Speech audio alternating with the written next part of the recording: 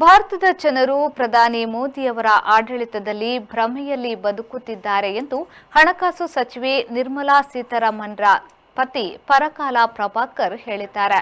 ಬಿಜೆಪಿಯ ಹೇಳಿಕೆ ಮತ್ತು ವಾಸ್ತವಗಳ ನಡುವೆ ತಾಳೆಯೇ ಇಲ್ಲ. ವಾಸ್ತವ ಮರೆಸಿ ಪ್ರಚಾರ ಮಾಡುವ ಜನರನ್ನ ಸುಮ್ಮನೆ ನಂಬಿಸುವ ಚಾಕಚಕ್ಯತೆ ಬಿಜೆಪಿಗೆ ಇದೆ. ದೇಶದಲ್ಲಿ ನಿರುದ್ಯೋಗಿಗಳ ಪ್ರಮಾಣ ಎಷ್ಟು, ಕೋವಿಡ್ ಕಾಲದಲ್ಲಿ ಸತ ಭಾರತೀಯರ ಸಂಖ್ಯೆ ಎಷ್ಟು, ಯಾವುದಕ್ಕೂ ಪ್ರಧಾನಿ ಉತ್ತರಿಸುವುದಿಲ್ಲ. ಪ್ರತಿಪಕ್ಷಗಳವರು ನನ್ನನ್ನು ಸುಮ್ಮನೆ ಬೈಯುತ್ತಾರೆ ಎನ್ನುತ್ತಾರೆ.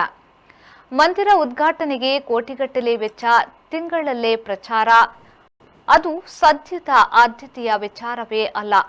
ಸಂಸ್ಕೃತ ಶಬ್ದ ಹೇಳಿ ವಾಸ್ತವ ಮರೆಸುವಲ್ಲೂ ಬಿಜೆಪಿಯವರು ಮುಂದಿದ್ದಾರೆ. ವಸುದೈವ ಕುಟುಂಬಕಂ ಆಡಳಿತ ಇವರದ್ದಲ್ಲ.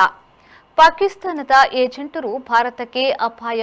ಅವರ ಅತಿ ದೊಡ್ಡ ರಕ್ಷಣಾ ಮಂತ್ರ ಪಂಜಾಬಿನಲ್ಲಿ ರಾಜಕೀಯ ಲಾಭ ಪಡೆಯಲು ಚರ್ಚಿಸಿದೆಯೇ ಕೃಷಿ ಮಸೂದೆ ಪಾಸು ಮಾಡಿದ್ರು.